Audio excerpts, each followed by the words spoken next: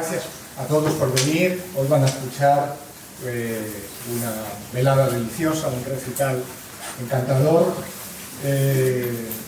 poblado de éxitos y que será un éxito en sí, estoy completamente seguro.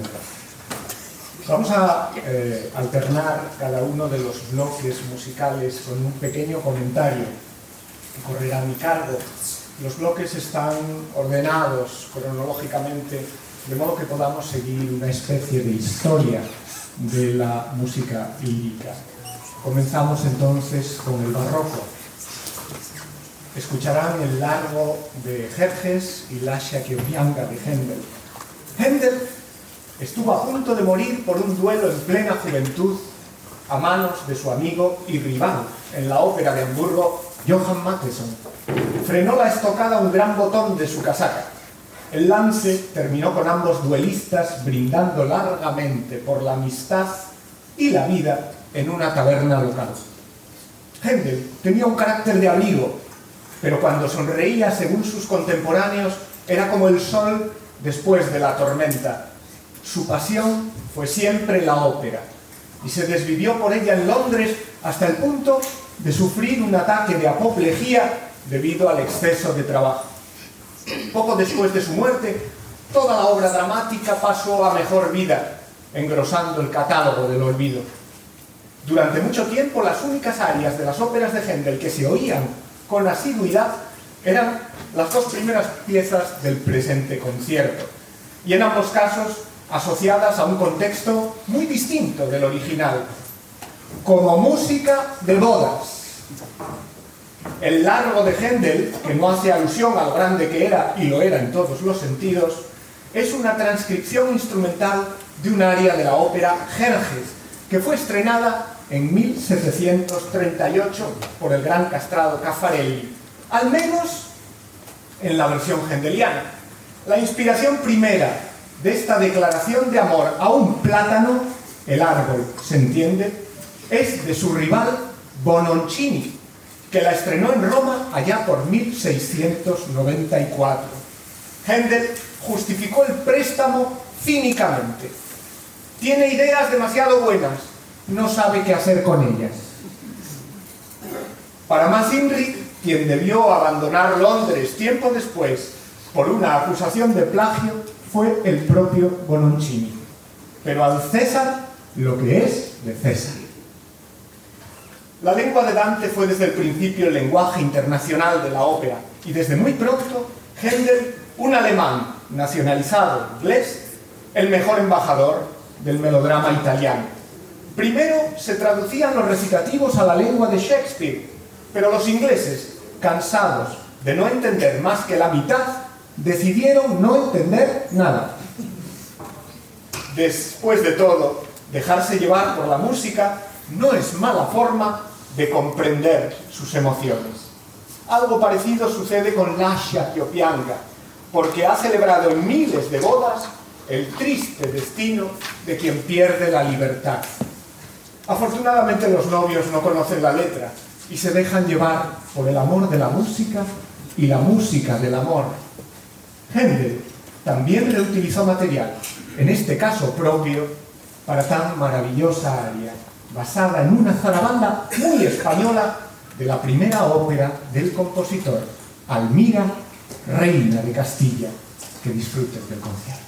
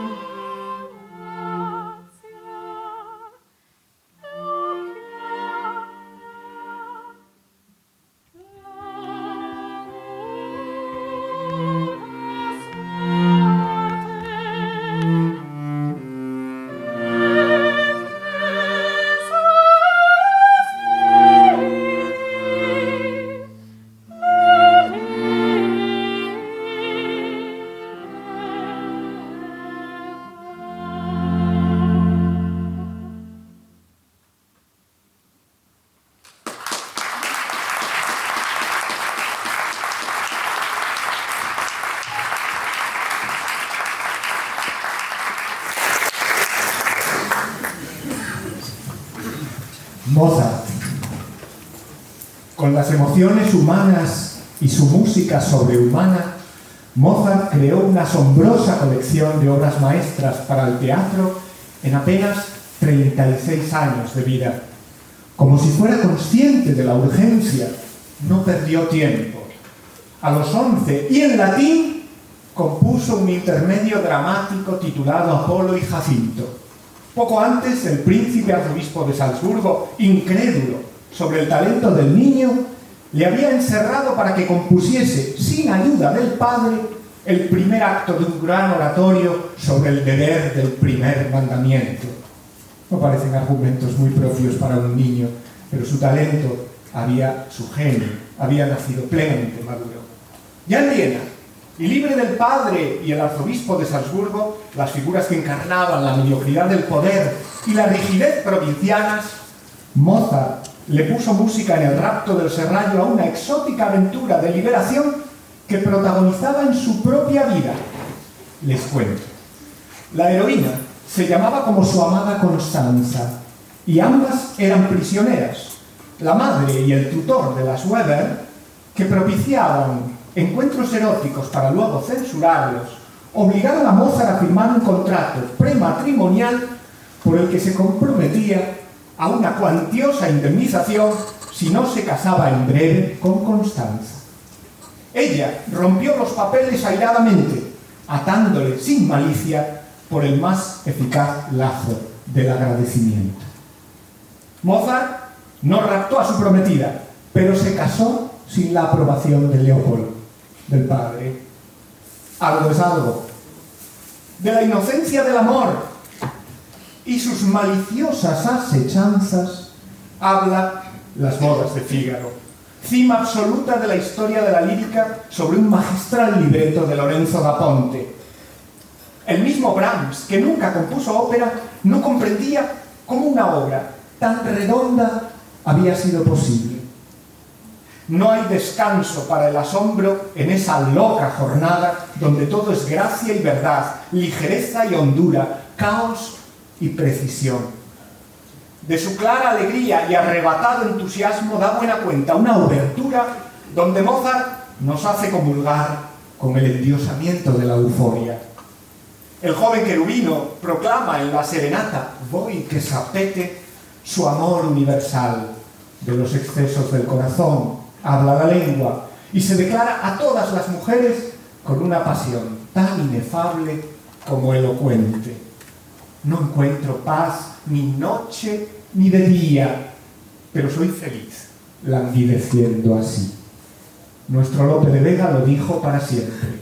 Esto es amor. Quien lo probó, lo sabe.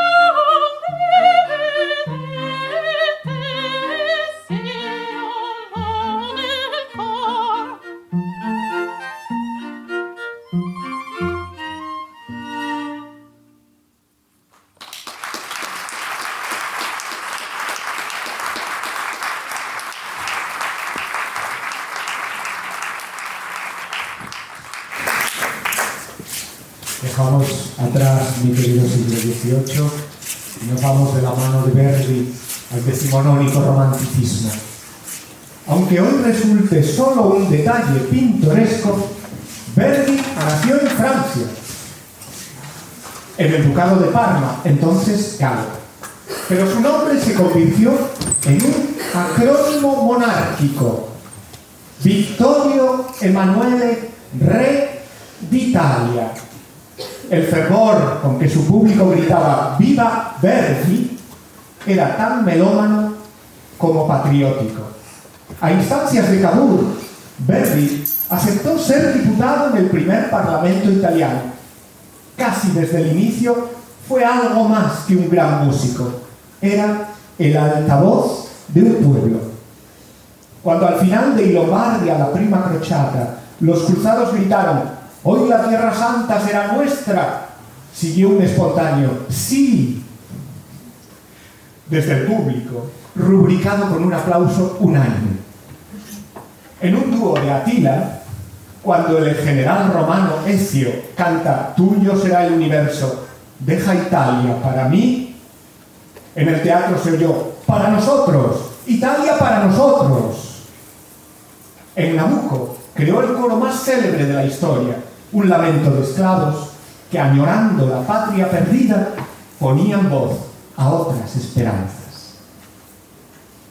Rigoletto quiere ajustar cuentas con el duque de Mantua y librar a la ingenua hija Gilda de las calaveradas de ese don Juan.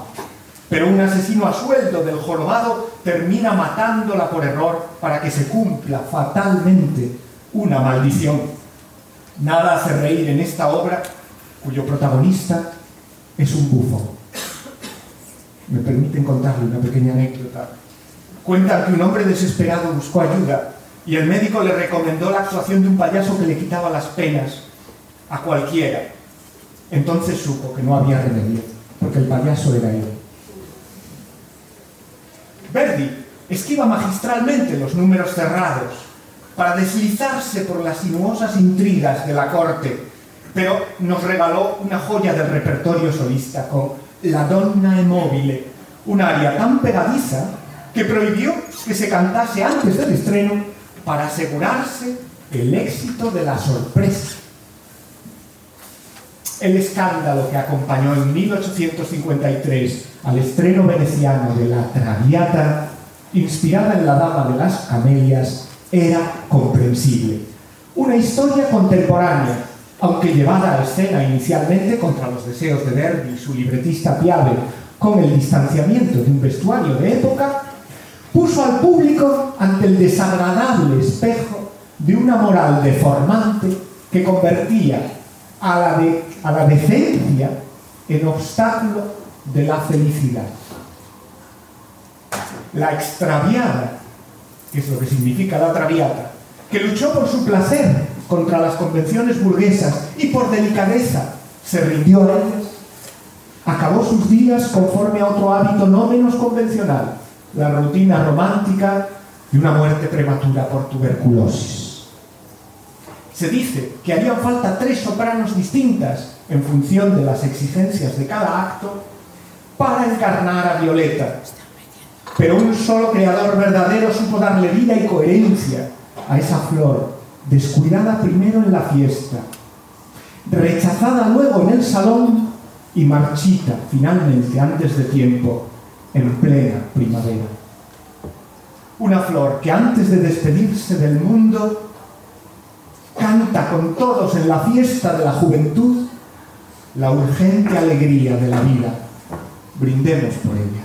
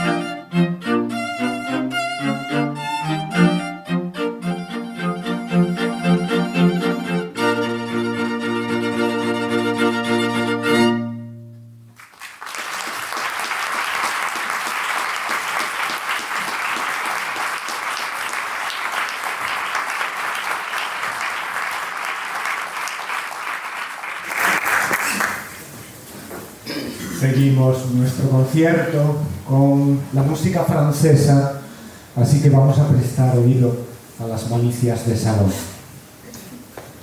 Las maldades en el mundo de la ópera francesa eran dignas de Oscar Wilde, quien tachaba a los músicos de poco razonables porque pretenden que seamos completamente mudos cuando querríamos ser sordos como tapias.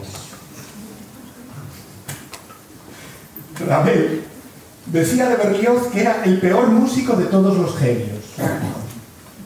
Y Bizet, que solo tenía genio pero no talento. Debussy llegó a decir que Berlioz no era músico en absoluto, sino que creaba una ilusión sonora con medios prestados de la literatura y la pintura. Charles Gounod dijo, tras el estreno de Carmen de Bizet: sácale el aire español y mío de la partitura y no queda más que la salsa que cubre el pescado. Eso es de Bizet. Vamos, que en el mundo de la música no todo es armonía. Cécile B. DeMille pensaba que toda película debía empezar con un terremoto y a partir de ahí ir en aumento. Algo parecido puede decirse de Carmen y su obertura Mosaico, donde se despliegan los temas de colorismo apasionado que cantan esta fantasía orientalizante sobre España.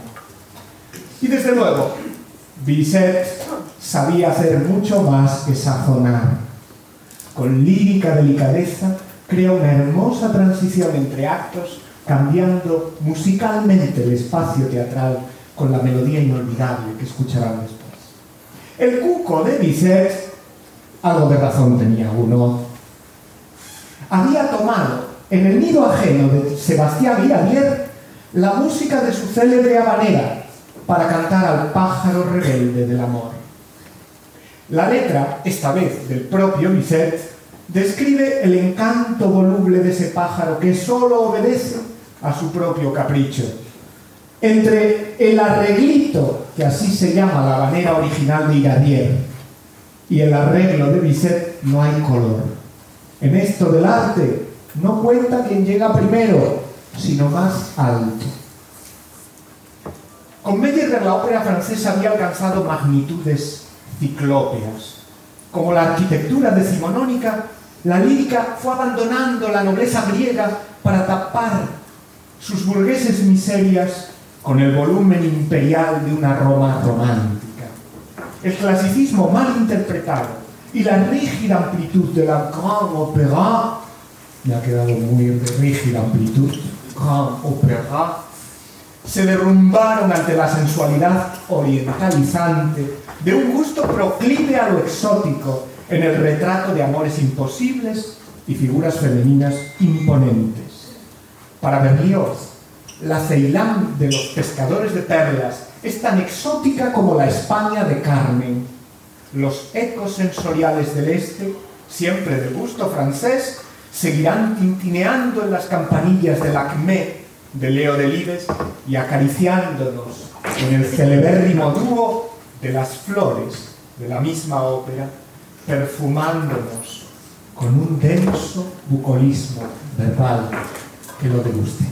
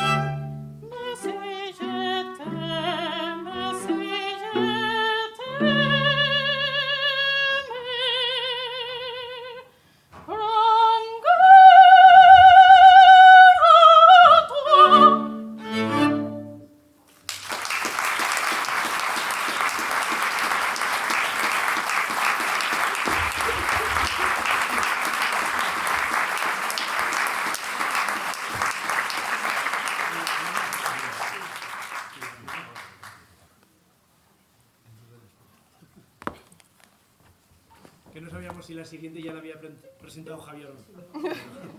Pero sí, sí.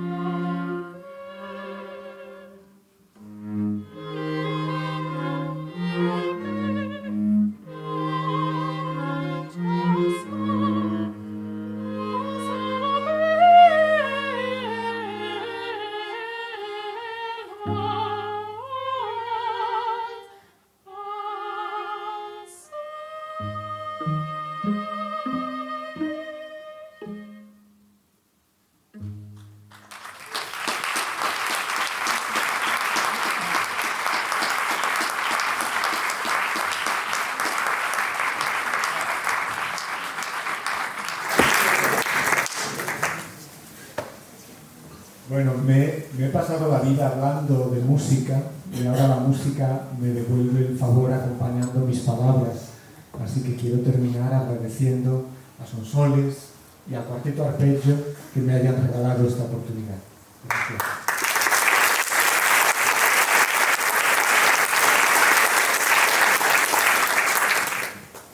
Si non è vero, è ben trovato, el verismo. El verismo de finales del siglo XIX trajo a la ópera las ambiciones realistas de la novela contemporánea, con su análisis crítico de los determinismos ambientales. Las taras psicológicas y la pobreza material se presentan como rasgos de una enfermedad colectiva que delata las miserias del cuerpo social. Al igual que Leoncavallo, su compañero habitual del programa doble verista, Mascagni terminó siendo autor de una sola obra maestra, o al menos reconocido solo por ella. Dicho de otro modo, ambos llegaron a estar por encima de sí mismos y nunca más volvieron a estar a la altura. El caso de Mascagni es particularmente sangrante, porque alcanzó la cumbre en su primer intento, Cavalleria Rusticana. Una curiosa anécdota confirma la inmediata popularidad de que gozó. El compositor estaba harto de escuchar a un organillero tocando fragmentos de su caballería a un tempo inadecuado. Soy Mascagni. Déjeme enseñarle cómo se interpreta esta música correctamente, le dijo, y tomó la manivela acelerando el ritmo. Cuando volvió a encontrarse con el músico callejero, este llevaba sobre el instrumento un orgulloso cartel donde se leía en letras bien grandes: discípulo de Mascagni. Puccini, coleccionista de coches deportivos, trofeos de caza y proyectos frustrados de ópera, Puccini disfrutó de la fortuna de su talento, que dosificó con esfuerzo y habilidad, y de un talento para hacer fortuna muy poco habitual entre los compositores. En el secreto de su éxito hay una irresistible combinación de diversas tradiciones. De la ópera francesa tomó el color en la ambientación exótica, de la alemana el uso dramático de la riqueza armónica, y de la italiana el gusto melódico y sentimental que subliman los momentos más líricos. Como Mozart con Da Ponte, Puccini colaboró con dos magníficos libretistas, Illica y Giacosa, que se encargaban de diseñar la historia y de ponerla en verso respectivamente. La protagonista de Madama Butterfly, moderna india galante, este es un guiño a mis alumnos del curso de Ramón, ama con inocencia y determinación a Pinkerton, y en Un bel dì vedremo canta el fantasioso retorno del amado. Pinkerton regresará, pero no para devolverle el amor, sino para arrebatarle su fruto. En fin, la continua experimentación de Puccini le llevó a crear un tríptico como un variopinto collar entre cuyas joyas de verismo, elegía y comedia destaca la perla de un aria, Oh mio bambino caro, donde Lauretta renueva el mantra de Puccini: amor o muerte. Y por último, Turandot, el genio de Lucca, se despidió de las tablas y de la vida con una obra inacabada, un cuento chino sobre la crueldad y el amor.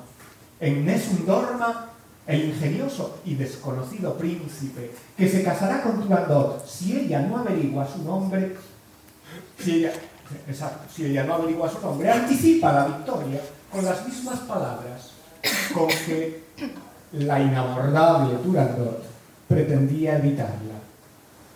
Que nadie duerma. ¿Y quién puede dormir en vísperas del amor?